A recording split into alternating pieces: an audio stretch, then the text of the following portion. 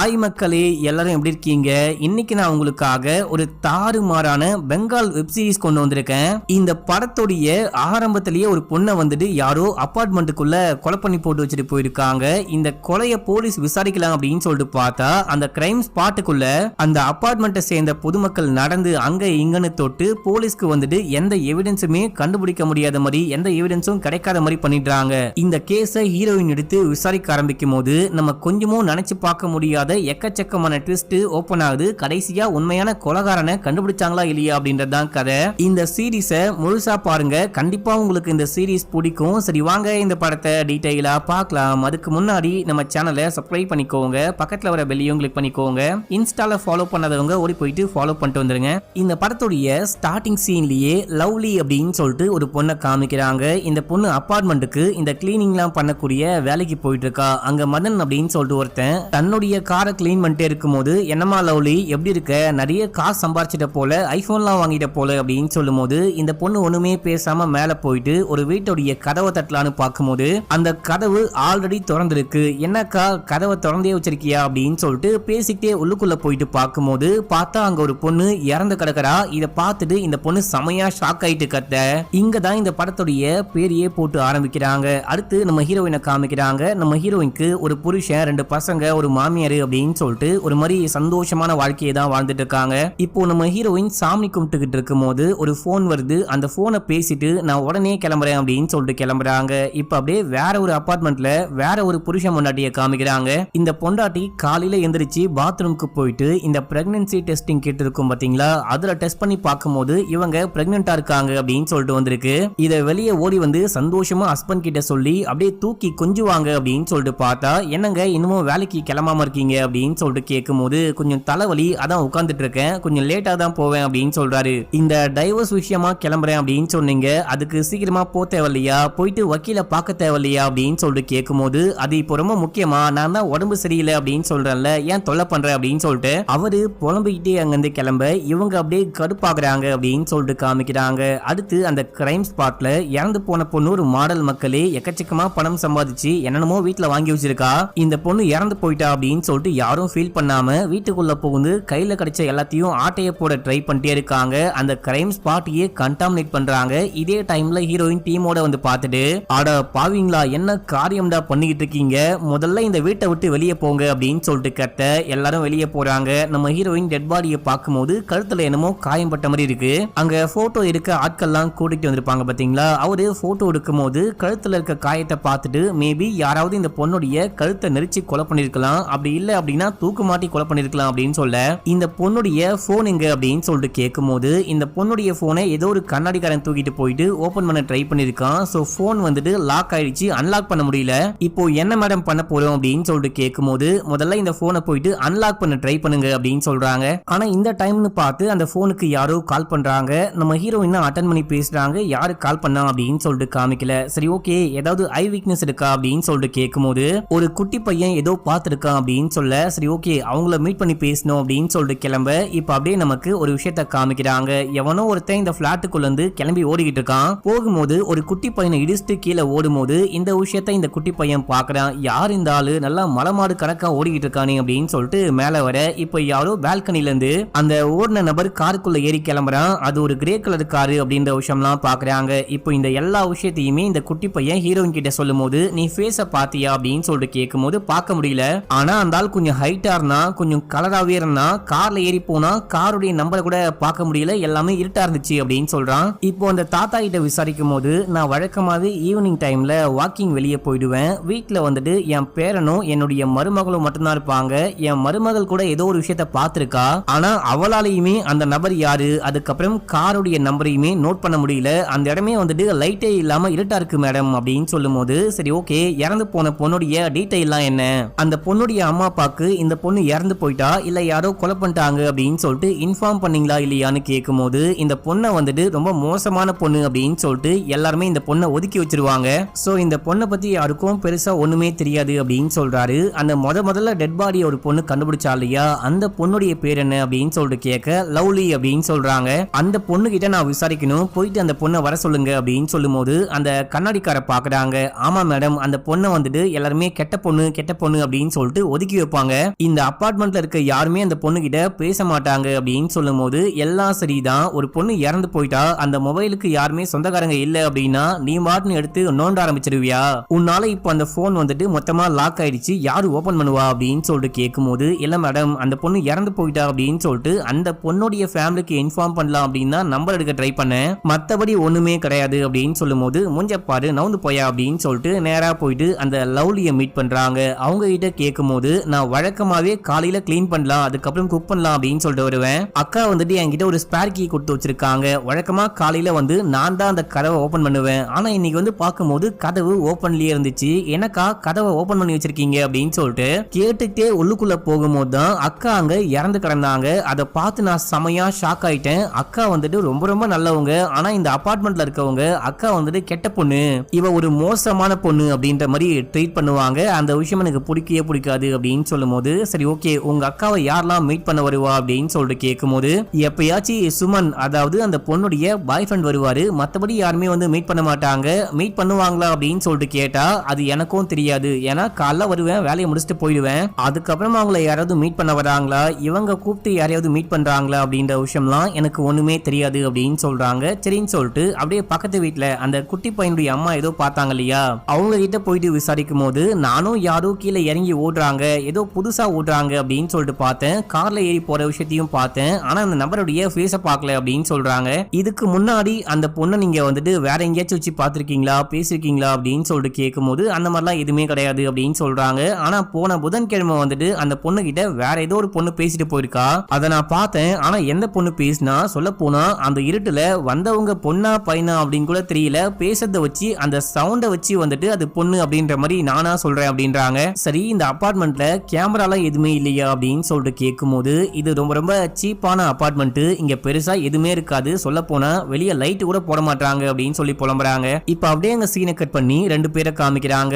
ஒரு பொண்ணு gym girl போல ஒர்க் அவுட் பண்ணிட்டு இருக்கா, அப்புறம் ஒரு வயசானவரு அவரை கண்ணாடிக்காரு அப்படின்னு சொல்லிட்டு கூப்பிட்டுக்கலாம், இவரு அந்த பொண்ணுக்கு கால் பண்றாரு. இப்ப இவங்க என்ன பேசிக்கிறாங்க அப்படின்னா ஏதாவது எவிடன்ஸ் கிடைக்க வாய்ப்பு இருக்கா அப்படின்னு சொல்லிட்டு இந்த பொண்ணு கேட்கும்போது அதுக்கெல்லாம் வாய்ப்பே கிடையாது, நம்ம தான் பக்காவா பண்ணிட்டோம் இல்லையா அப்படின்னு சொல்லிட்டு அந்த கண்ணாடிக்காரி சொல்றாரு.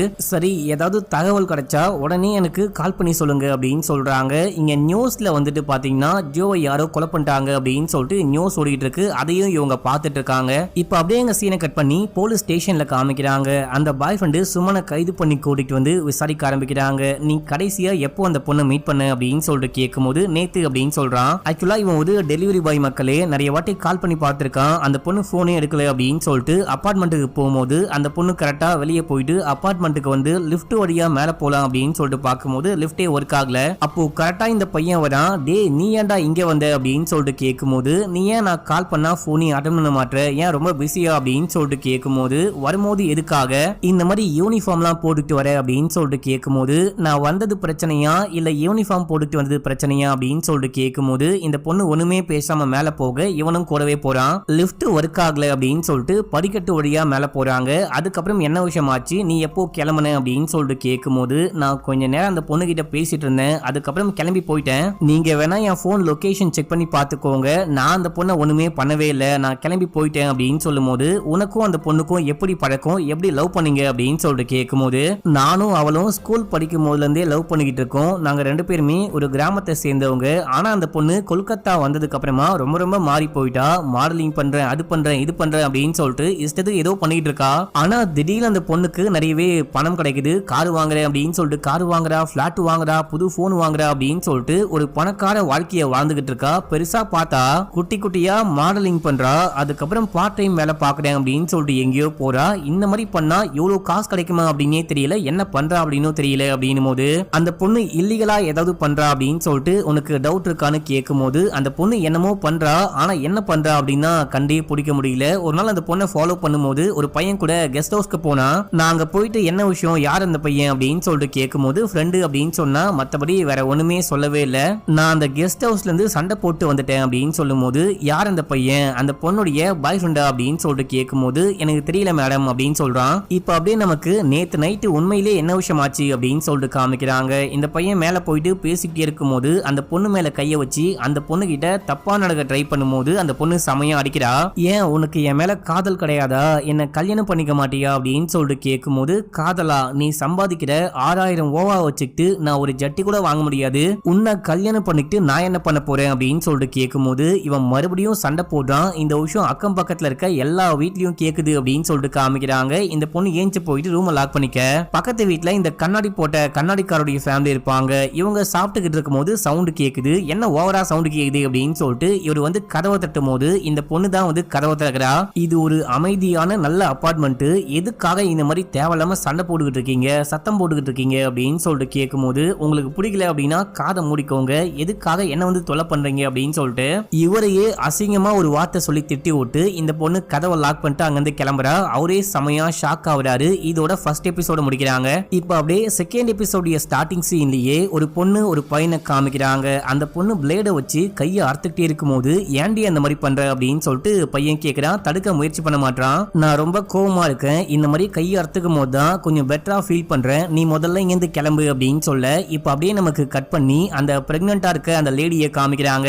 இந்த லேடியோடைய ஹஸ்பண்ட் பேரு ராஜா, ராஜாவுடைய மனைவி அப்படின்னு சொல்லிட்டு இவங்களை வச்சுக்கலாம். இவங்க ஹாஸ்பிட்டலுக்கு போயிட்டு நான் பிரெக்னண்டா இருக்கனா இல்லையான்னு செக் பண்ணோம் அப்படின்னு சொல்லும் போது என்னமா செக் பண்ணோம் அப்படின்னு சொல்ற, உனக்கு குழந்தை பெத்துக்க விருப்பம் இல்லையா அப்படின்னு சொல்லிட்டு கேட்கும் போது எனக்கும் என் புருஷனுக்கும் சுத்தமா செட்டே ஆக மாட்டேங்குது, நாங்க டைவர்ஸ்க்கு அப்ளை பண்ண போறோம், இந்த டைம்ல திடீர்னு செக் பண்ணி பார்த்தா நான் பிரெக்னண்டா இருக்கேன் அப்படின்ற மாதிரி வருது, அதான் கொஞ்சம் யோசனையா இருக்கு அப்படின்னு சொல்லும் போது நீ என்ன வேணா பண்ணு, ஆனா டைவர்ஸ்க்கு அப்ளை பண்றதுக்கு முன்னாடி இந்த குழந்தைய பத்தி யோசிச்சு பாரு, நீங்க பிரிஞ்சு போனதுக்கு அப்புறமா இந்த குழந்தை எப்படி கஷ்டப்படும் அப்படின்னு யோசிச்சு பாரு அப்படின்னு சொல்றாங்க. இப்ப அப்படியே எங்க சீனை கட் பண்ணி ஒரு அரசியல்வாதி லேடியை காமிக்கிறாங்க. இவங்க எலெக்ஷன்ல நிக்க அந்த பிரச்சாரம் எல்லாம் பண்ணிட்டு இருக்காங்க.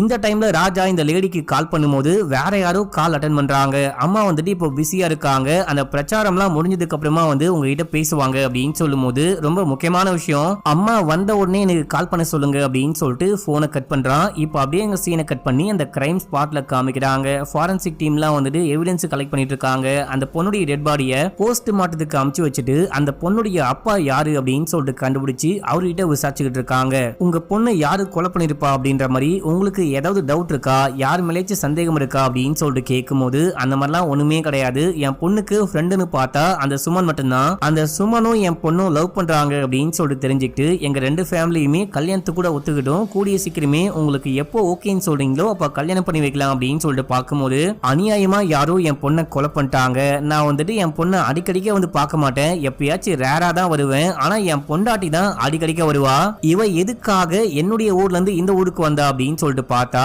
என்னுடைய பொண்டாட்டிக்கும் இவளுக்கும் சுத்தமா செட்டே ஆகாது, அடிக்கடிக்க ஏதாவது ஒரு பிரச்சனை சண்டை போட்டே இருப்பாங்க, அதனாலேயே கொல்கத்தா வந்து செட்டில் ஆயிட்டா, இங்க வந்து ஏதோ வேலை பார்க்கறேன், மாடலிங் பண்றேன், அப்படி பண்றேன் இப்படி பண்றேன் அப்படின்னு சொல்லிட்டு சுத்தி இப்போ இந்த அபார்ட்மெண்ட்லாம் வாங்கி வச்சிருக்கா அப்படின்னு சொல்லும் போது அப்படின்னா உங்களுக்கு யார் மேலேயுமே டவுட் இல்லையான்னு கேட்கும் போது இல்ல அப்படின்னு சொல்றாரு. இப்ப அப்படியே எங்க சீனை கட் பண்ணி ராஜாவுடைய மனைவியை காமிக்கிறாங்க.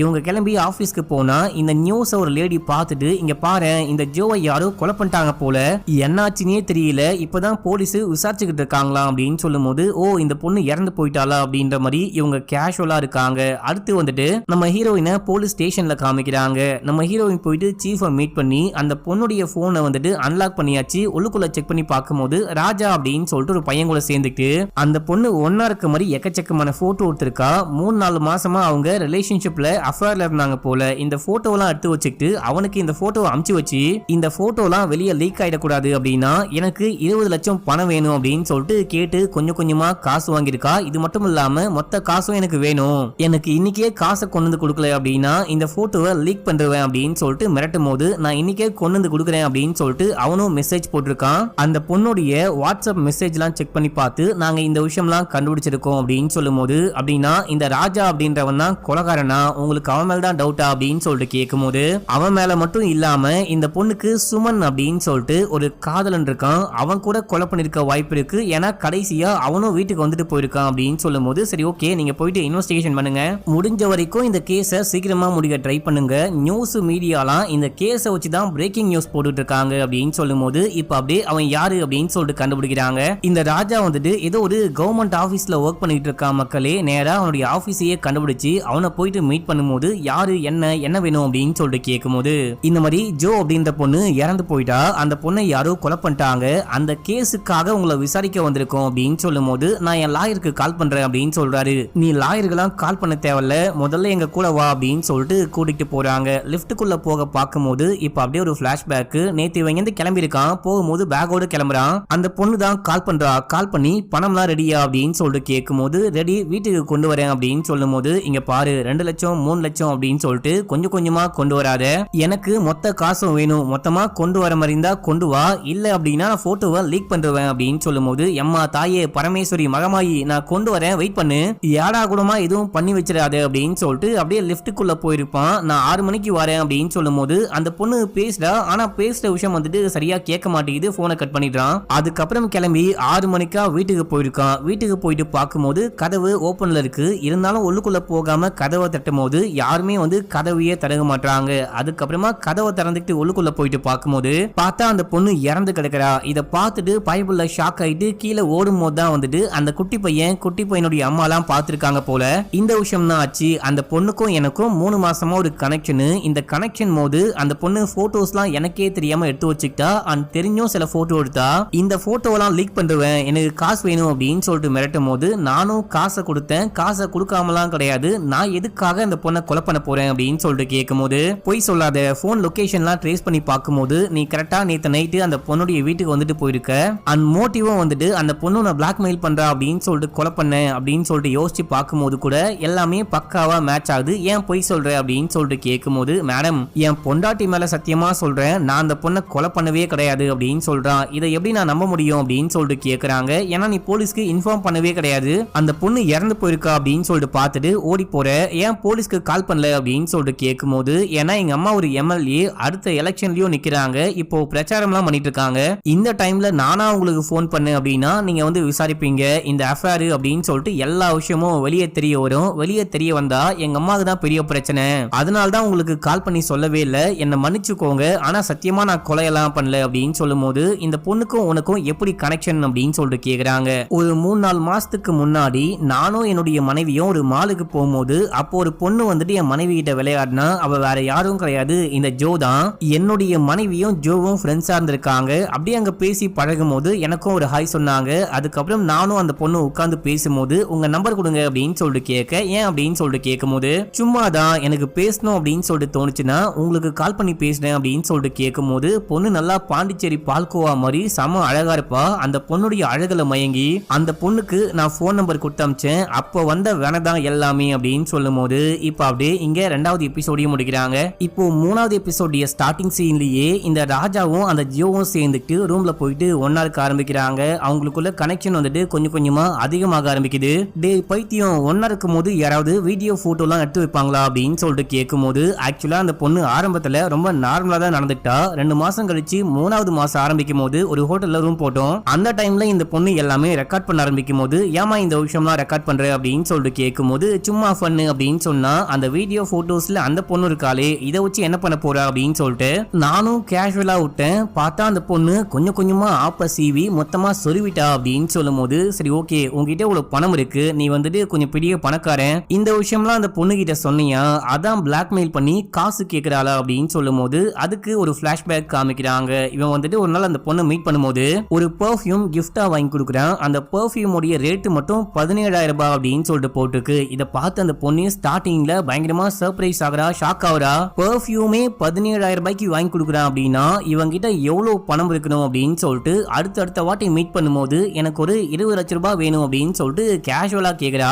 எனது 20 லட்சமா, எதுக்குமா அவனுக்கு அவ்வளவு பணம் அப்படின்னு சொல்லிட்டு கேட்கும்போது எங்க அப்பா கிட்ட ஒரு சின்ன லேண்ட் இருக்கு, அதுல வீடு கட்டலாம் அப்படின்னு சொல்லிட்டு ரொம்ப நாளா ட்ரை பண்ணிக்கிட்டு இருக்காரு. பேங்க் லோன் ட்ரை பண்ணாலும் கிடைக்கவே மாட்டேங்குது. நீ இப்போ ஒரு 20 லட்சம் மட்டும் கடனா கொடுத்த அப்படின்னா நான் உனக்கு ஒரு 2-3 வருஷத்துல கண்டிப்பா திருப்பி கொடுத்துடுவேன் அப்படின்னு சொல்லிட்டு கேஷுவலா கேட்கும்போது நான் ட்ரை பண்றேன் அப்படின்னு சொல்லிட்டு விட்டுடுறான். ஆனா அந்த பொண்ணு விடாம எனக்கு காசு வேணும் அப்படின்னு சொல்லிட்டு தொல்லை பண்ணும்போது இவன் 1 லட்சம் 2 லட்சம் அப்படின்னு சொல்லிட்டு கொடுத்து சரி பண்ண பார்க்கும்போது இல்ல முடியாது, நீ காசு கொடுத்துதான் ஆகணும், 20 லட்சம் காசு கொடுக்கல அப்படின்னா நான் இந்த போட்டோ வீடியோலாம் லீக் பண்ணுவேன் அப்படின்னு சொல்லிட்டு மிரட்ட ஆரம்பிக்கும் போது இவன் பயந்து போறான். பயந்து போயிட்டு மாமா கிட்ட சொல்லும் போது தான் மாமா அடியாட்களை வச்சு இந்த பொண்ணை மிரட்டி இருக்காரு. ஆமா, யார் அந்த மாமா அப்படின்னு சொல்லிட்டு கேட்கும் போது என்னுடைய அம்மாவுடைய சொந்த அண்ணன் அப்படின்னு சொல்றாரு. இப்ப எங்க அந்த அண்ணன் அப்படின்னு சொல்லிட்டு கேட்கும் போது அவரு கொஞ்ச நாள் வீட்டுல இருந்தாரு, அதுக்கப்புறம் அம்மாவுடைய தொல்லை தாங்க முடியல அப்படின்னு சொல்லிட்டு இப்ப போயிட்டு ஏதோ ஒரு பிஜில ஸ்டே பண்ணிட்டு இருக்காரு. இதுக்கு முன்னாடி லோன்லாம் வாங்கி பியூட்டி பார்லர் ஆரம்பிக்கிறேன் அப்படின்னு சொல்லிட்டு ஆரம்பிச்சாரு. அப்புறம் என்னென்னமோ பிசினஸ்லாம் ஆரம்பிச்சாரு. அது எதுவுமே செட் ஆகல. அம்மா கேட்டாங்க, ஏன் இந்த மாதிரி காசுலாம் செலவு பண்ற, எதுக்கு எதுக்கு வேஸ்ட் பண்ற அப்படின்னு சொல்லிட்டு கேட்கும்போது அதனாலேயே பிரச்சனை வந்து வெளியே போயிட்டாரு அப்படின்னு சொல்லும்போது சரி எப்படி அந்த பிரச்சனை வந்துச்சு, யாரை வச்சு அந்த பொண்ணை வந்துட்டு மிரட்டினாரு அப்படின்னு சொல்லிட்டு கேட்கும்போது சும்மா தெரிஞ்ச ஒரு 4 பேரை வந்துட்டு அமுச்சு விட்டுருக்காரு. அவங்க போயிட்டு மிரட்டும் போது இந்த பொண்ணு புரிஞ்சுக்கிறா நம்ம ராஜா செல்லக்குட்டி தான் இந்த விஷயத்த பண்றான் போல அப்படின்னு சொல்லிட்டு எஸ்பி வந்துட்டு என்னுடைய அங்கிள் தான், அவருக்கு கால் பண்ணுவா, நான் ஒரு போலீஸ் ஃபேமிலியை சேர்ந்தவ அப்படின்னு சொல்லிட்டு தைரியமா திமிரா பேச அவங்க பயந்துட்டு ஓடி வந்துடுறாங்க. இந்த சம்பவத்துக்கு அப்புறமா அந்த பொண்ணு பயங்கரமா காண்டாயிட்டு நீ என்னையே ஆளை வச்சு மிரட்டுறியா, ஒழுங்கா காசை கொடு, இல்ல அப்படின்னா உடனே வீடியோவை ஷேர் பண்றேன் அப்படின்னு சொல்லிட்டு மிரட்டி காசை வாங்கிட்டு இருந்தா. இந்த விஷயம் தான் ஆச்சு அப்படின்னு சொல்லும் போது ஆமா உனக்கு கல்யாணம் ஆயிடுச்சா, பொண்டாட்டி என்ன பண்றாங்க அப்படின்னு சொல்லிட்டு கேட்கும் போது சில மாசத்துக்கு முன்னாடி தான் இவனுக்கு கல்யாணமா இருக்கு, அதுவும் லவ் மேரேஜா மக்களே. ஒரு 6-7 மாசத்துக்கு முன்னாடி Facebookல ஒரு பொண்ணை பாக்குறான், அந்த பொண்ணை ரொம்ப பிடிச்சி போச்சு அப்படின்னு சொல்லிட்டு ப்ரப்போஸ் பண்ணும்போது அந்த பொண்ணு அக்செப்ட் பண்ணிக்கிறா. அந்த பொண்ணுக்கு அப்பா அம்மாலாம் கிடையாது, அவளே படிச்சு அவளே வேலை பார்த்து அவளே சாப்பிட்டுக்கிட்டு இருக்கா. இந்த பொண்ணை கூட்டிக்கு போயிட்டு அம்மா கிட்டயும் மாமா கிட்டயும் இன்ட்ரோ பண்ணி வைக்கும் போது இந்த பொண்ணு வந்துட்டு வேலைக்கு போவா. அதுவும் இந்த பொண்ணு வேற ஒரு காஸ்ட்னு தெரிஞ்சதுக்கு அப்புறமா அவங்க கல்யாணத்துக்கு ஓகே சொல்லாம கல்யாணத்துக்கு ஓகே சொல்ல முடியாது.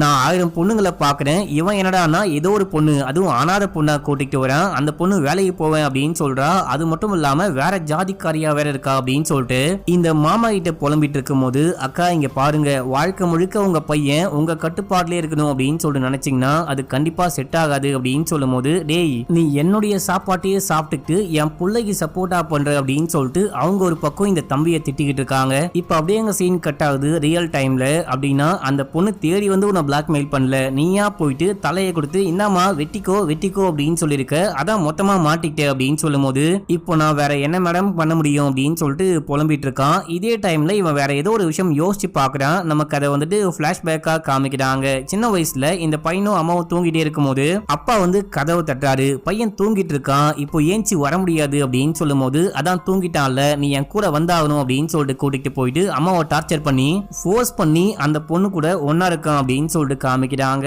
இந்த விஷயத்தை கீழே இருந்துட்டு ஒரு அங்கிள் பாத்துக்கிட்டு இருக்காரு. இப்போ அப்படியே எங்க சீன் கட் ஆகுது ரியல் டைம்ல ஹீரோயினை சீஃப் கூப்பிடுறாரு. இது கொஞ்சம் ஹை ப்ரொஃபைல் கேஸா இருக்கு, நீங்க வந்துட்டு கொஞ்சம் இன்வெஸ்டிகேஷன் பண்ணுங்க. இப்போதைக்கு இந்த பையன் மேல சாலிடா நம்ம கிட்ட எந்த எவிடன்ஸும் கிடையாது, இவன் வந்துட்டு கொஞ்சம் பெரிய வீட்டு பையன், இப்போதைக்கு வீட்டுக்கு அமுச்சு விடுங்க, இந்த கேஸ் முடியும் போது இவனுக்கு எதிராக சாலிடா எவிடன்ஸ் கிடைச்சா அப்போ அரெஸ்ட் பண்ணிக்கோங்க அப்படின்னு போது சார் இந்த டைம்ல எப்படி விட முடியும், இப்போதைக்கு முக்கியமான சஸ்பெக்ட் அப்படின்னு சொல்லிட்டு பார்த்தா அது இவன் தான் அப்படின்னு சொல்லும் போது பரவாயில்லமா நீ 7 நாள் டைம் எடுத்துக்கோ, 7 நாள் மொத்தமா இந்த கேஸை விசாரி, அதுக்குள்ள அவனுக்கு எதிராக உன்னால ஏதாவது எவிடன்ஸ் கண்டுபிடிக்க முடியுது அப்படின்னா அப்போ அரெஸ்ட் பண்ணிக்கோ, இப்போ மட்டும் வெளியே அமுச்சு விடு அப்படின்னு சொல்லும் போது ஹீரோயின் சரி அப்படின்னு சொல்றாங்க. இவன் செல்லுக்குள்ள உட்கார்ந்துட்டு இருக்கான். அந்த டைம்ல மனைவி வராங்க. அவங்கள போயிட்டு பார்த்து நீ இந்த விஷயத்த நம்புறியா அப்படின்னு சொல்லிட்டு கேட்கும் போது அவங்க அப்படியே முறைக்கிறாங்க. இதோட இந்த எபிசோடையும் முடிக்கிறாங்க. இப்ப அப்படியே 4வது எபிசோடைய ஸ்டார்டிங் சீன்லயே நம்ம ஹீரோயின் ராஜாவுடைய மனைவியை விசாரிக்கிறாங்க. நேத்து முழுக்க என்ன விஷயமாச்சு, நேத்து நீங்க எங்க இருந்தீங்க, உங்க ஹஸ்பண்ட் எங்க இருந்தாரு அப்படின்னு சொல்லிட்டு கேட்கும் போது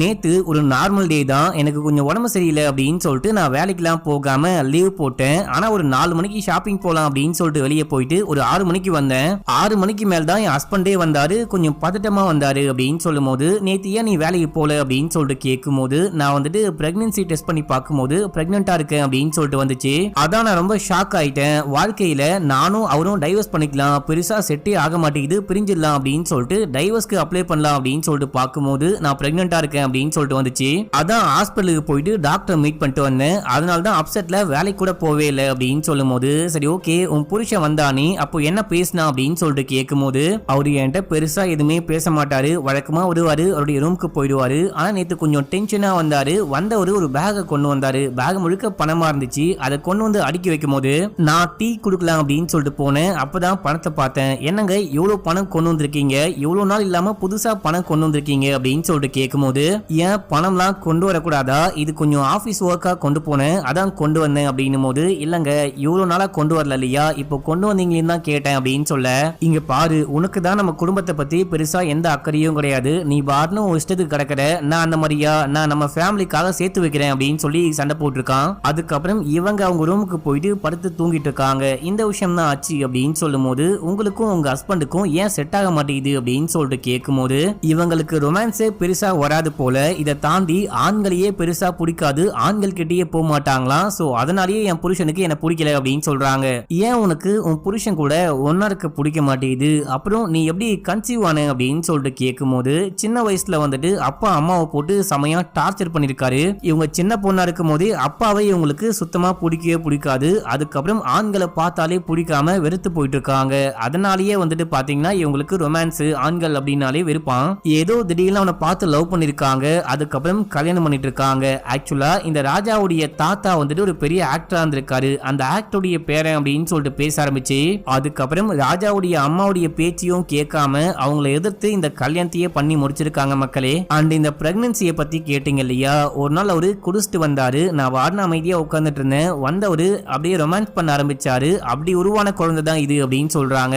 சரி, உனக்கும் அந்த ஜோக்கும் எப்படி ஃப்ரெண்ட்ஷிப் அப்படின்னு சொல்லிட்டு கேட்கும் போது ரெண்டு பேரும் ஒரே இடத்துல வந்துட்டு ஒர்க் பண்ணிருக்காங்க. அந்த பொண்ணு ஒர்க் பண்ணும்போது திடீர்னு காணாம போறா. எங்கடி போற? ரிசப்ஷன்ல ஆளே இல்லாம பாஸ் வந்து பார்த்துட்டு செமையா டென்ஷன் ஆயிட்டாரு. நான் தான் உனக்கு பதிலா இந்த வேலையை பார்த்துக்கிட்டு இருக்கேன் அப்படின்னும் போது அந்த ஆள்லாம் யாரு பார்த்து பயப்படுவா? எனக்கு இதை விட ஒரு முக்கியமான வேலை, ஒரு கிளைண்ட்டை மீட் பண்ணணும்னு போயிட்டு வந்தேன் அப்படின்னு சொல்லும் போது ஆக்சுவலா இந்த பொண்ணு கால் கேர்ள் மாதிரி இந்த ப்ராஸ்டியூட் மாதிரி ஒரு வேலை பார்த்துட்டு இருக்கா மக்களே. இப்ப அப்படியே ரியல் டைம்ல நானும் அவளும் எப்படி ஃப்ரெண்ட் ஆனோம் அப்படின்னா தெரியல. நான் பெருசா அந்த பொண்ணு கிட்ட எதுவும் பேச மாட்டேன், ஷேர் பண்ண மாட்டேன். ஆனா அவ வந்துட்டு என்கிட்ட எல்லாமே சொல்லுவா. அவ என்ன பண்றா, அவளுடைய ரகசியம், அவ ஃபியூச்சர்ல என்ன பண்ண போறா அப்படின்னு சொல்லிட்டு எல்லாமே ஷேர் பண்ணிப்பா. தொணன்னு பேசிக்கிட்டே இருப்பா. சரி ஓகே, நமக்கு பேசுறதுக்கு ஒரு ஆள் இருக்கே அப்படின்னு சொல்லிட்டு நானும் அந்த பொண்ணு கிட்ட ஃப்ரெண்டா இருந்தேன். ஒரு 4 மாசத்துக்கு முன்னாடி மால்ல வச்சு அந்த பொண்ணை மீட் பண்ணும்போது அப்பதான் என் புருஷனுக்கு அந்த பொண்ணை இன்ட்ரோ பண்ணி வச்சேன். அது மட்டும் தான் எனக்கு தெரியும், வேற எதுவுமே தெரியாது அப்படின்னு சொல்றாங்க. சரி, அந்த ஜோ உங்ககிட்ட வேற என்ன விஷயம்லாம் சொன்னா அப்படின்னு சொல்லிட்டு கேட்கும் போது ஒரு நாள் வந்துட்டு எங்கேயோ வெளியே சாப்பிடலாம் அப்படின்னு சொல்லிட்டு போயிருக்காங்க. அப்போ பேசும்போது நீ எப்பதான் வந்துட்டு கல்யாணம் பண்ணிக்க போற, உனக்காக அந்த சுமன் வெயிட் பண்ணிட்டு இருக்கான்னு சொன்னியே, இப்ப அவன் என்ன பண்றான் அப்படின்னு சொல்லிட்டு கேட்கும் போது என்ன கல்யாணமா அப்படின்னு சொல்லிட்டு சிரிக்கிறா. ஏன்டி கல்யாணம் பண்ணிக்க போறது கிடையாதா? உனக்கு கல்யாணம் பண்ணிக்க விருப்பம் கிடையாதா, இல்ல மாப்பிள்ளைய பிடிக்கலையா அப்படின்னு சொல்லிட்டு கேட்கும் போது அவன் வந்துட்டு இதுக்கு முன்னாடி ஒரு கம்பெனில ஒர்க் பண்ணிட்டு இருந்தான், கொஞ்சம் சம்பாரிச்சுக்கிட்டு இருந்தான். கொரோனாக்கு அப்புறமா இப்போ டெலிவரி பாயா ஒர்க் பண்ணிட்டு இருக்கான். மாசம் முழுக்க சம்பாதிச்சாலும் 15,000க்கு மேல சம்பாதிக்க மாட்டான். செலவு போக ஒரு 5-6,000 மட்டும் தான் கையில நிக்கும். அதை வச்சு என்ன பண்ண முடியும்? எனக்கும் அவனுக்கும் பெருசா செட் ஆகாது, கண்டிப்பா அவனை கல்யாணம் பண்ணிக்க போறது இல்ல அப்படின்னு சொல்லும் போது அப்படின்னா அவன்கிட்ட போயிட்டு சொல்லு, உன்னை பிடிக்கல, நான் பிரேக்கப் பண்ணிக்கிறேன் அப்படின்னு சொல்லு, அவனாச்சும் அவன் வாழ்க்கையை பார்த்துப்பான். ஏன் உன் பின்னாடியே சுத்த வைக்கிற அப்படின்னு சொல்லிட்டு கேட்கும் போது இவனை நான் பிரேக்கப் பண்ணிட்டேன் அப்படின்னா இவன் நேரா போயிட்டு என் வீட்டுல சொல்லி விட்டுருவான். என் வீட்டுல அதுக்கப்புறமா வாமா கல்யாணம் பண்ணிக்கோ அப்படின்னு சொல்லிட்டு மாப்பிள்ள பார்க்க ஆரம்பிச்சிருவாங்க. எதுக்கு தேவையில்லாத வேலை அப்படின்னு சொல்லிட்டு தான் நான் பாட்னி இவனை லவ் பண்ற மாதிரி ஆக்ட் பண்ணிட்டு இருக்கேன் அப்படின்னு சொல்லும் போது அப்படின்னா ஃபியூச்சர்ல நீ என்னதான் பண்ண போற, என்ன ஆக போற அப்படின்னு சொல்லிட்டு கேட்கும் போது ஒரு பெரிய பங்களா வீடு, நான் நினைச்ச மாதிரி ஒரு காரு அப்படின்னு சொல்லிட்டு ஒரு ஹைஃபையான வாழ்க்கையை வாழணும் அப்படின்னு சொல்லும் போது அடி பாவி அப்படின்ற மாதிரி பாக்குறாங்க. இப்ப அப்படியே ரியல் டைம்ல இந்த ராஜாவுடைய அம்மா வந்திருக்காங்க. வரும்போது பெரிய வக்கீலையும் கூட்டிட்டு வந்திருக்காங்க. அவங்கள போயிட்டு மீட் பண்ணலாம் அப்படின்னு சொல்லிட்டு போகும்போது அவங்க நம்ம ஹீரோயினை பார்த்து நான் எவ்வளவு பெரிய ஆள் தெரியுமா, இதுக்கு முன்னாடி நீ வேற ஒரு ஊருக்கு உன்னை டிரான்ஸ்ஃபர் பண்ணிட்டாங்க அப்படின்னு சொல்லிட்டு இந்த ஊருக்கு வர ரொம்ப கஷ்டப்பட்டு வந்திருக்க, உன்னை மறுபடியும் வேற ஒரு ஊருக்கு டிரான்ஸ்ஃபர் பண்ணுமா அப்படின்னு சொல்லிட்டு கேட்டு உனக்கு எவ்வளவு தைரியம் இருந்தா என் புள்ளையே அரெஸ்ட் பண்ணிருப்ப அப்படின்ற மாதிரி மிரட்டிக்கிட்டு இருக்காங்க. ஏமா இப்போ உனக்கு என்ன வேணும், உன் புள்ளைய பார்க்கணும், அவ்வளவுதானே, நான் போயிட்டு கூட்டின்னு வரேன் அப்படின்னு சொல்லிட்டு உள்ளுக்குள்ள போறாங்க. இவங்க பெருசா யாருக்கும் பயப்பட மாட்டாங்க, ஒரு நேர்மையான போலீஸ் அதிகாரி அப்படின்ற மாதிரி காமிக்கிறாங்க. இப்ப அப்படியே எங்க சீனை கட் பண்ணி வீட்டுல காமிக்கிறாங்க. நம்ம ஹீரோயின் வீட்டுல கூட இந்த கேஸ பத்தி தான் யோசிச்சுக்கிட்டு இருக்காங்க. புருஷன் கிட்ட இந்த கேஸ பத்தி எல்லா விஷயமும் சொல்லிட்டு அவன் வந்து அந்த பொண்ணை கொலை பண்றான் அப்படின்னும் போது அந்த பொண்ணுடைய போன்ல அந்த டீடைலா இருக்கு அப்படின்னு சொல்லிட்டு ராஜாக்கு நல்லாவே தெரியும். அப்படி இருக்கும் போது அவன் எப்படி அந்த போனை அங்கேயே விட்டு போவான்? அவன் விட்டு போறான் அப்படின்னா அவன் அந்த பொண்ணை கொலை பண்ணிருக்க வாய்ப்பு இருக்கா அப்படின்னு சொல்லிட்டு கேட்கும் போது நீ சொல்றதை வச்சு பார்க்கும்போது அந்த ராஜா கொலைகார மாதிரி தெரியல, நீ சொன்ன மாதிரி அவன் தான் கொலை பண்ணா அப்படின்னா கண்டிப்பா போனை கையோட கொண்டு போயிருப்பான் அப்படின்னு சொல்றாரு. இது மட்டும் இல்லாம நீ ஏமா பெரிய பெரிய கேஸ்லாம் தலைய விட்டுக்கிட்டு இருக்க, இதுக்கு மேல ஏதோ ஒரு கேஸ்ல நீ தலைய விட்டு ஏதோ ஒரு எம்எல்ஏ உடைய பையனையோ பொண்ணையோ அரெஸ்ட் பண்ண அப்படின்னு சொல்லிட்டு உன்னை வந்துட்டு வெளியூருக்கு டிரான்ஸ்ஃபர் பண்ணி விட்டாங்க. அங்க இருந்து இந்த ஊருக்கு டிரான்ஸ்ஃபர் ஆகி வரத்துக்குள்ள நான் படாத பாடுபட்டேன் அப்படின்னு சொல்லும் போது சரி சரி கொஞ்சம் வாயை முடிட்டு அமைதியா படுங்க அப்படின்னு சொல்றாங்க. அடுத்து ராஜாவுடைய அம்மாவை காமிக்கிறாங்க. இவங்க போயிட்டே இருக்கும் போது அந்த ஸ்டார்டிங் சீன்ல ஒரு கண்ணாடிக்காரரை காமிச்சாங்க பாத்தீங்களா, இவர் இப்போ மினிஸ்டர் இருக்காரு போல. இவரு நம்ம அம்மாக்காரிக்கு கால் பண்ணி நான் எல்லா விஷயமும் கேள்விப்பட்டேன், உனக்கும் எனக்கும் அரசியல் ரீதியா நிறையவே பகை இருக்கு, சண்டை இருக்கு, அதுக்காக நான் உனக்கு ஹெல்ப் பண்ண மாட்டேன் அப்படின்லாம் கிடையாது, உனக்கு ஏதாவது உதவி வேணும் அப்படின்னா உடனே எனக்கு கால் பண்ணு, என்னால முடிஞ்சா கண்டிப்பா நான் அந்த ஹெல்ப் பண்ணுவேன் அப்படின்னு சொல்லும் போது சரி ஓகே ரொம்ப தேங்க்ஸ் அப்படின்னு சொல்லிட்டு போனை கட் பண்றாங்க. இப்ப அப்படியே 17 வருடங்களுக்கு முன் ஒரு பிளாஷ்பேக்கை காமிக்கிறாங்க. ராஜாவுடைய அப்பா சரியான காஜேந்திரன் போல வீட்டுல இருக்க வேலைக்காரியை கூட சும்மா விடாம அந்த பொண்ணுகிட்டயும் தப்பா நடக்கலாம் அப்படின்னு சொல்லிட்டு ட்ரை பண்ணும்போது அவங்க ஓடி போயிட்டாங்க. இப்ப அப்படியே எங்க சீனை கட் பண்ணா நம்ம ராஜாவுடைய அம்மா ஒரு ஸ்கூலுக்கு பிரின்சிபலா இருக்காங்க. இந்த வேலைக்காரி போயிட்டு ஹஸ்பண்ட் கிட்ட சொல்லி ஹஸ்பண்டையும் கூட்டிட்டு வராங்க.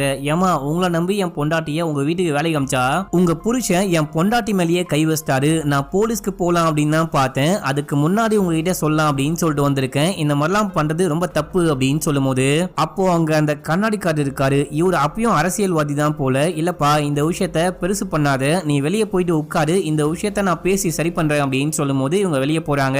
இந்த புருஷனும் பொண்டாட்டியும் வெளியே வெயிட் பண்ணிட்டு இருக்கும் போது இப்போ அந்த கண்ணாடிக்காரர் என்ன சொல்றாரு அப்படின்னா, உன் புருஷன் பண்ணது ரொம்ப ரொம்ப தப்பான விஷயம். இந்த விஷயம் வெளியே லீக் ஆச்சு அப்படின்னா உன் புருஷன் ஜெயிலுக்கு போகணும். அது மட்டும் இல்லாம அவனுடைய பதவியும் பறிக்கப்படும். நீ வந்துட்டு எம்எல்ஏ ஆகணும், எம்பி ஆகணும் அப்படின்னு சொல்லிட்டு இருக்க இல்லையா, உன்னுடைய அரசியல் வாழ்க்கையும் பாதிக்கப்படும். நீ என்ன பண்ணு, உன் புருஷனை போயிட்டு இந்த பொண்ணு கிட்ட மன்னிப்பு கேட்க சொல்லு அப்படின்னு சொல்லும் போது சரி ஓகே நான் பேசி பாக்குறேன் அப்படின்னு சொல்லிட்டு வீட்டுக்கு போயிட்டு புருஷன் கிட்ட நீங்க பண்ணது ரொம்ப ரொம்ப தப்பான விஷயம், போயிட்டு அந்த பொண்ணு கிட்ட மன்னிப்பு கேளுங்க அப்படின்னு சொல்லும் போது நான் ஒரு கவுன்சிலரு, நான் போயிட்டு எப்படி அந்த பொண்ணு கிட்ட மன்னிப்பு கேட்க முடியும்? அவ என் வீட்டு வேலைக்காரி, நான் என்ன வேணா பண்ணுவேன், அவ என்ன வேணா பண்ணிக்கிட்டோம், நான் பாத்துக்கிறேன் அப்படின்னு சொல்லிட்டு பொண்டாட்டியை போட்டு சமயம் அடிக்கிறாரு. அவதான் சொல்றா அப்படின்னா என்னையே போயிட்டு மன்னிப்பு கேட்க சொல்லுவியா அப்படின்னு சொல்லிட்டு அடிச்சுட்டு வெளியே போயிட்டு நிக்கும் போது இவங்க சமயா காண்டாயிட்டாங்க.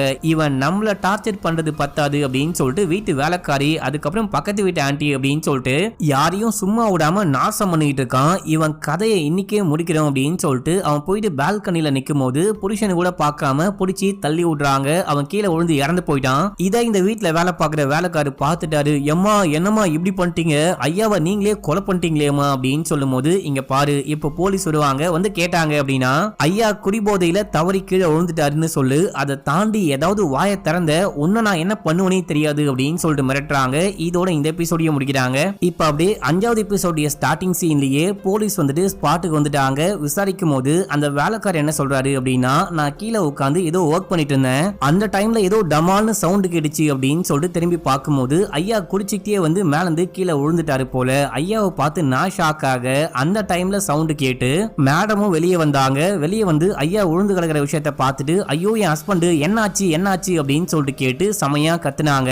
அப்புறம் ஐயாவை செக் பண்ணி பார்க்கும்போது ஐயா இறந்து போயிட்டாரு. அதுக்கப்புறம் தான் உங்களுக்கு இன்ஃபார்ம் பண்ணிருக்காங்க அப்படின்னு சொல்லும் போது அந்த டைம்ல நீங்க எங்க இருந்தீங்க அப்படின்னு சொல்லிட்டு போலீஸ் நம்ம ராஜாவுடைய அம்மா கிட்ட கேட்க, நான் உள்ள உட்காந்து புக்கு படிச்சுக்கிட்டு இருந்தேன், அந்த டைம்ல ஏதோ சவுண்ட் கேக்குது அப்படின்னு சொல்லிட்டு வெளியே ஓடி வந்தேன். வெளியே ஓடி வந்து பார்த்தா என் வீட்டுக்காரு மேல இருந்து கீழே வந்து இறந்து போயிட்டு இருந்தாரு. இதை பார்த்து நான் பயங்கரமா ஷாக் ஆயிட்டேன். அதுக்கப்புறம் தான் என் பையனை வர சொன்னது, உங்களுக்கு கால் பண்ண சொன்னது அப்படின்னு சொல்லிட்டு எல்லாமே பண்ண அப்படின்னு சொல்லும் போது நம்ம ராஜாவும் நான் டியூஷன் போயிருந்தேன், வீட்லயே கிடையாது, அப்பதான் அப்பா இறந்து போயிட்டாரு, தற்கொலை பண்ணிட்டாரு அப்படின்னு சொன்னாங்க, நான் மனசுடைஞ்சு போயிட்டேன் அப்படின்னு சொல்றான். விசாரிச்சுட்டு இந்த இறப்புல வந்துட்டு எனக்கு லைட்டா டவுட் இருக்கு, என்ன விஷயம்னு பார்க்கலாம், இப்போ டெட் பாடியை கொண்டு போறோம் அப்படின்னு சொல்லிட்டு போலீஸ் வெளியே போகும்போது இந்த விஷயத்த அந்த கண்ணாடிக்காரர் பாக்குறாரு. இவர் அப்படியே போயிட்டு போலீஸ் கிட்ட லைட்டா பேச்சு கொடுக்க ஆரம்பிக்கிறாரு. இந்த ஆள் மேல ஏற்கனவே நிறைய பொண்ணுங்க வந்துட்டு கம்ப்ளைண்ட் பண்ணிருக்காங்க, என்ன வந்துட்டு அங்க தொட்டான் இங்க தொட்டான் கற்பழிக்க பார்த்தான் அப்படின்லாம் அந்த பொண்டாட்டி கிட்ட கம்ப்ளைண்ட் பண்ணிருக்காங்க.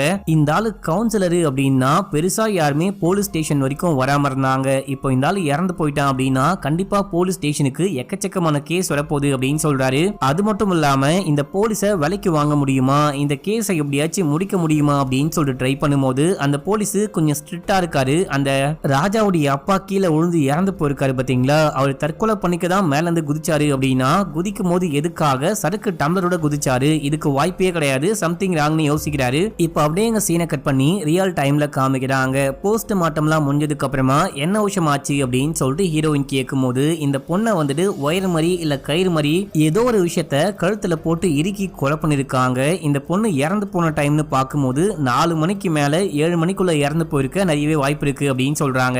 சரி இந்த பொண்ணை ரேப் பண்ணிருக்க வாய்ப்பு இருக்கா அப்படின்னு சொல்லிட்டு கேட்கும் போது அந்த மாதிரிலாம் கிடையாது, இந்த பொண்ணை கொலை மட்டும் தான் பண்ணிருக்காங்க அப்படின்னு சொல்றாங்க. சரின்னு சொல்லிட்டு ஹீரோயின் வெளியே வர அப்போ அங்க ஒரு கான்ஸ்டபிள் வராரு. நீங்க வந்துட்டு ராஜாவுடைய மாமாவை பத்தி விசாரிக்க சொன்னீங்க இல்லையா, நான் விசாரிச்சுட்டேன், அந்த ஆள் இப்போ ஏதோ ஒரு பிஜில ஸ்டே பண்ணிருக்காரு. அக்காக்கும் தம்பிக்கும் சுத்தமா செட் ஆகாது போல, ஏன்னா அக்காவுடைய பேரை மிஸ்யூஸ் பண்ணி பேங்க்ல லோன் வாங்கியிருக்காரு, லோன் வாங்கி பார்லர் வைக்க போறேன் அப்படின்னு சொல்லிட்டு மசாஜ் சென்டர் ஓபன் பண்ணிருக்காரு. அதையும் போலீஸ் ரைடு பண்ணி மூடிட்டு போயிட்டு இருக்காங்க. இப்போ வேற வழியே இல்லாம அக்கா துரத்தி விட அவர் பிஜில ஸ்டே பண்ணிருக்காரு மேடம், கான்டாக்ட் நம்பர்லாம் வாங்கி வந்திருக்கேன் அப்படின்னு சொல்லிட்டே இருக்கும்போது இப்போ ராஜாவுடைய அம்மா கால் பண்றாங்க. என்னம்மா எப்படிமா இருக்க, நேத்து வந்துட்டு நான் எலெக்ஷன் டென்ஷன்ல இருந்தேன்னா அதான் கொஞ்சம் ஓவரா பேசிட்டேன், கொஞ்சம் தப்பா நினைச்சுக்காத, அது எல்லாம் தாய் பாசம் தான் அப்படின்னு அப்படின்னு சொல்லும்போது தெரியும் தெரியும் சொல்லுங்க அப்படின்னு சொல்றாங்க. அதாவது இப்போ வந்துட்டு கூடிய சீக்கிரமே எலெக்ஷன் வரப்போகுது இல்லையா, அந்த எலெக்ஷன்ல நான் எம்எல்ஏ மட்டும் ஆயிட்டேன் அப்படின்னா என்ன மினிஸ்டர் ஆக்குறேன் அப்படின்னு சொல்லிட்டு கட்சிக்குள்ள ஒரு பேச்சு போயிட்டு இருக்கு. அந்த ஏற்கனவே மினிஸ்டர் இருக்காரு இல்லையா அந்த கண்ணாடிக்காரன், அவரை வந்துட்டு மறுபடியும் மினிஸ்டர் பதவியில போட போறது கிடையாது, அவருக்கு பதிலா என்னதான் தேர்ந்தெடுக்க போறாங்க. அதனால காம்படிஷன் ரொம்ப ரொம்ப ஓவரா இருக்கு. என்ன எலெக்ஷன்ல தோக்கடிக்கணும் அப்படின்னு யாரு வேணா என்ன வேணா சதி பண்ணுவாங்க, என் பையன் மேல பழிய போடுவாங்க, ஏன் நான் கூட கொலை பண்ணிட்டேன் அப்படின்னு கூட பழி போட வாய்ப்பு இருக்கு. சோ இதெல்லாம் கண்டுக்காம உனக்கு என்ன வேணுமோ கேட்டு வாங்கிக்கோ, இந்த கேஸுக்கு ஏதாவது உதவி தேவை அப்படின்னா கூட கால் பண்ணு அப்படின்னும் போது ஓகே மேடம் அப்படின்னு சொல்றாங்க. நாளைக்கு வந்துட்டு கோர்ட்ல உங்க பையனுடைய கேஸ் இயரிங் வரப்போகுது அப்படின்னு சொல்லும் போது ஓகேமா நான் வந்துடுறேன் அப்படின்னு சொல்லிட்டு போனை கட் பண்றாங்க. அடுத்து கோர்ட்ல காமிக்கிறாங்க. கோர்ட்ல இந்த கேஸ் போயிட்டு இருக்கு. அப்போ ராஜாவுடைய மனைவியும் வந்திருப்பாங்க. அந்த மனைவிய இந்த மாமாக்காரன் போயிட்டு தனியா மீட் பண்றான். இப்போ எதுக்கு நீங்க என்ன மீட் பண்ண வந்திருக்கீங்க அப்படின்னு சொல்லிட்டு எனக்கு நல்லாவே தெரியும். ஆரம்பத்துல என்னையும் என் ஹஸ்பண்டையும் பிரிக்க முடியல அப்படின்னா கூட இந்த சிச்சுவேஷனை பயன்படுத்திட்டு என்னையும் அவரையும் பிரிக்க சொல்லி உங்க அக்கா அமுச்சு வச்சாங்களா, அதுக்கு வாய்ப்பே கிடையாது. ராஜா என்ன உண்மையா காதலிக்கல அப்படின்னா கூட நான் அவரை உண்மையா தான் காதலிக்கிறேன். இந்த டைம்ல பிரிஞ்சு போனா நான் ஒரு நல்ல மனைவியாவே இருக்க மாட்டேன். அவர் இந்த கேஸ்லாம் முடிஞ்சு வெளியே வரட்டும், அதுக்கப்புறம் நானும் அவரும் பேசி ஒரு முடிவு பண்ணிக்கிறோம், இப்போ இங்க இருந்து கிளம்புங்க அப்படின்னு சொல்லி அமுச்சிடுறாங்க. இந்த டைம்ல நமக்கு ஒரு பிளாஷ்பேக் காமிக்கிறாங்க. கல்யாணத்துக்கும் அம்மா வரல.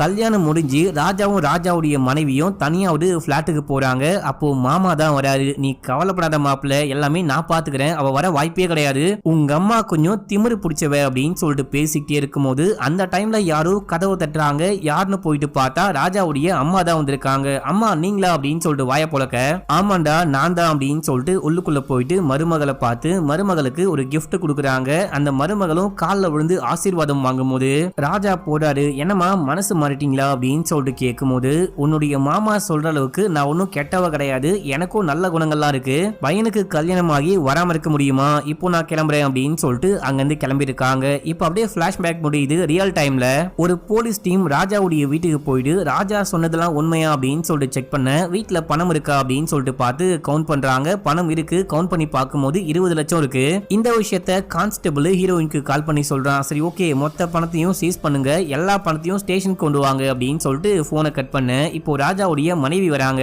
எனக்கு ஒரே ஒரு ரிக்வஸ்ட் இருக்கு, என்னால வெளியே போக முடியல, வீட்டுக்குள்ள வர முடியல, இந்த மீடியாக்காரங்களுடைய தொல்லை ரொம்ப ரொம்ப அதிகமா இருக்கு, அதுக்கு ஏதாவது பண்ண முடியுமா அப்படின்னு சொல்லிட்டு கேட்கும்போது, ஆக்சுவலா மேடம் இது வந்துட்டு எங்க லிமிட்ல வரவே வராது, நான் வேணா இந்த லிமிட்ல இருக்க ஸ்டேஷன் கிட்ட பேசி உங்களுக்கு வந்துட்டு பாதுகாப்பு கொடுக்க சொல்றேன், நீங்க ஒன்னும் கவலைப்படாதீங்க அப்படின்னு சொல்லிட்டு கிளம்புறாரு. இப்போ அப்படியே எங்க சீன் கட் ஆகுது. ஸ்டேஷன்ல நம்ம ஹீரோயினியும் அதுக்கப்புறம் அந்த மாமாவையும் காமிக்கிறாங்க. இந்த ஆளை கூப்பிட்டு விசாரிக்க ஆரம்பிக்கிறாங்க.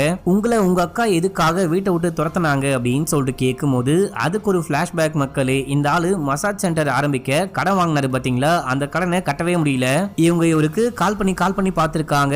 அதுக்கப்புறமும் காலை இவரு அட்டன் பண்ண மாட்டாரு அப்படின்னு சொல்லிட்டு நேரா வீட்டுக்கு வந்து பிரச்சனை பண்ணும்போது அக்கா காரி வந்து என்ன விஷயம் ஆச்சு அப்படின்னு சொல்லிட்டு கேட்கும்போது, இவரு உங்க பேரை சொல்லி கடன் வாங்கிட்டாரு, கடனை திருப்பி கட்டவும் மாட்டாரு, எப்பதான் காசு கிடைக்கும் அப்படின்னு சொல்லிட்டு கேட்டு பிரச்சனை பண்ணும்போது அந்த டைம்ல மினிஸ்டர் வராரு. அவர் இந்த பிரச்சனை எல்லாம் பார்த்துட்டு இப்போ நீங்க கிளம்புங்க, இது என்ன பிரச்சனை அப்படின்னு சொல்லிட்டு பார்த்து நான் சரி பண்றேன் அப்படின்னு சொல்லும்போது பேங்க்குக்காரங்க அங்கிருந்து கிளம்புறாங்க. இந்த அக்கா காரிக்கு ரொம்ப அவமானமா போச்சு. இப்போ இந்த கண்ணாடிக்காரு நான் எதுக்கு உன்னை பார்க்க வந்திருக்கேன் அப்படின்னா ஒரு சந்தோஷமான விஷயம் சொல்லலாம் அப்படின்னா பூங்கூத்தோட வந்திருக்கேன். அடுத்த எலெக்ஷன்ல வந்துட்டு எனக்கு மினிஸ்டர் போஸ்டிங் கிடையாதான், உனக்கு தான் அந்த மினிஸ்டர் போஸ்டிங் கொடுக்க போறாங்களா, அதான் வாழ்த்திட்டு போலான்னு வந்திருக்கேன். ஆக்சுவலா நீ மினிஸ்டர் ஆகிறியா இல்ல நான் மினிஸ்டர் ஆகிறேனா அப்படின்றதெல்லாம் தேவையே கிடையாது, நம்ம கட்சி வின் பண்ணும், அதுக்காக தான் நம்ம பாடு பண்ணோம். இந்த எலெக்ஷன்ல உனக்கு என்ன உதவி வேணும் அப்படின்னாலும் எனக்கு கால் பண்ணு, நான் பாத்துக்கிறேன் அப்படின்னு சொல்லிட்டு போகும்போது தம்பியோடைய பிரச்சனையும் நான் சரி பண்றேன் அப்படின்னு சொல்லிட்டு கிளம்ப, அவரு போனதுக்கு அப்புறமா அக்கா இந்த தம்பியை பிடிச்சி செமையா திட்டுறாங்க. டே உனக்கு அறிவே கிடையாதா, என்ன காரியம் பண்ணி வச்சிருக்க அப்படின்னு சொல்லிட்டு கேட்கும்போது, அக்கா இப்போ வந்துட்டு நான் பெரிய பிரச்சனை மாட்டிட்டேன், இந்த பிரச்சனையில இருந்து இப்போதைக்கு உன்னை தவிர வேற யாராலையும் என்ன காப்பாற்ற முடியாது, நீ எனக்கு ஹெல்ப் பண்ணு அப்படின்னும் போது எந்த ஹெல்ப்பும் பண்ண முடியாது அப்படின்னு சொல்றாங்க.